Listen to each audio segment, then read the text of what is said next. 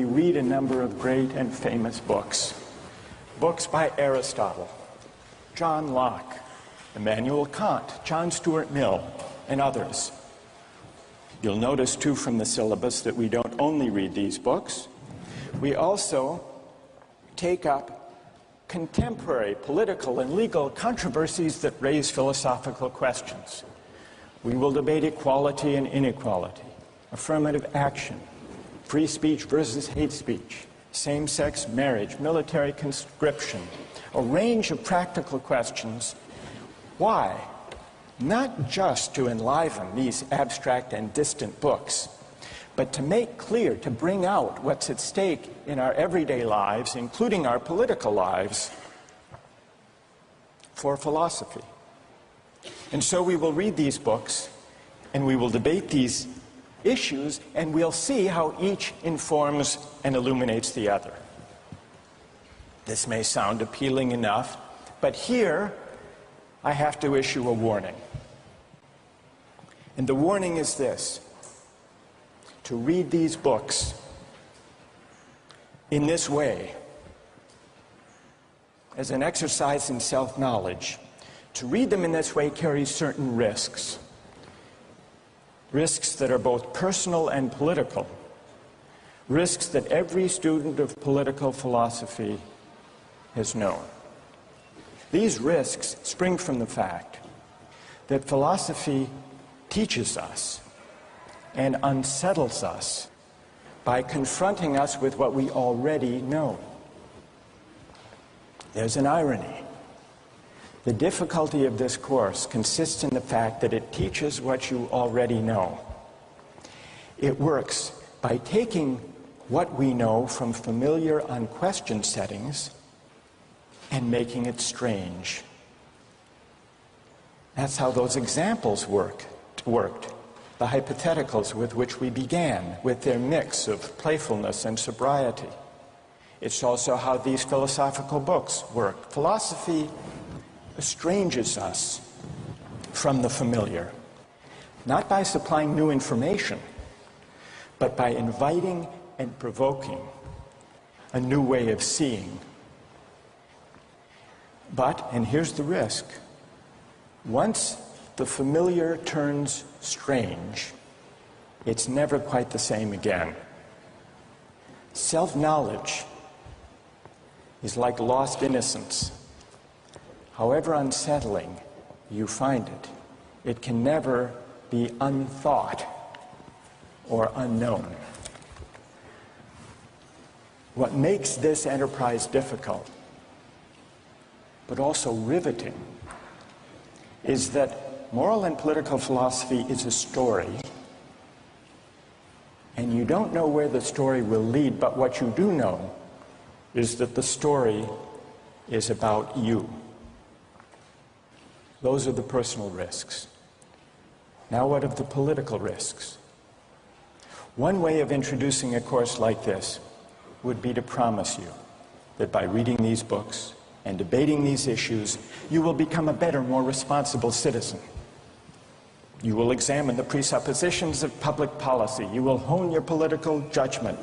You will become a more effective participant in public affairs. But this would be a partial and misleading promise. Political philosophy, for the most part, hasn't worked that way.